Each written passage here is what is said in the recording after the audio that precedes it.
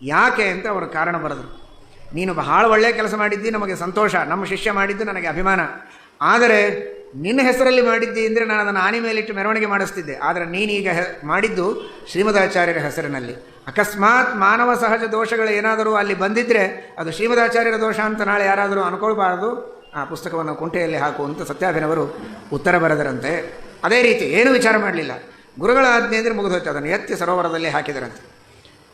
ತಿಳಿಯಬೇಕಾದದ್ದು ಎರಡು. ಒಂದು, ಅಷ್ಟು ಋಗ್ವೇದಕ್ಕೆ ಭಾಷ್ಯ ಬರೆಯುವಷ್ಟು ಜ್ಞಾನ ಇವರಲ್ಲಿ, ವ್ಯಾಕರಣದ ಜ್ಞಾನ, ನಿರುಕ್ತದ ಜ್ಞಾನ, ಮೀಮಾಂಸಾ ಜ್ಞಾನ ಎಲ್ಲ ಇದ್ದರೆ ಮಾತ್ರ ಅದು ಸಾಧ್ಯ, ಆ ಪಾಂಡಿತ್ಯ. ಇನ್ನೊಂದು ಕಡೆಗೆ ಗುರುಭಕ್ತಿ, ಗುರುಗಳು ಅದನ್ನು ಹಾಕು ನೀರಲ್ಲಿ ಅಂದರೆ ಹಾಕಿ ಬಂದರು. ಅಂತಹ ಮಹಾನುಭಾವರು ಸತ್ಯಾಧೀಶ ತೀರ್ಥ ಶ್ರೀಪಾದಂಗಳವರು. ಅವರ ಬೃಂದಾವನ ರಾಜಮಹೇಂದ್ರಿಯಲ್ಲಿದೆ, ನರಸಿಂಹದೇವರ ಸನ್ನಿಧಾನದಲ್ಲಿ. ಆ ಮಹಾನುಭಾವರ ವಿಶೇಷ ಅನುಗ್ರಹ ನಿಮ್ಮೆಲ್ಲರ ಮೇಲೆ ಆಗಲಿ. ವೇದಗಳ ಜ್ಞಾನ, ಋಗ್ಭಾಷ್ಯದ ಜ್ಞಾನ ಚೆನ್ನಾಗಿ ಆಗಬೇಕು, ಗುರುಭಕ್ತಿ ಚೆನ್ನಾಗಿ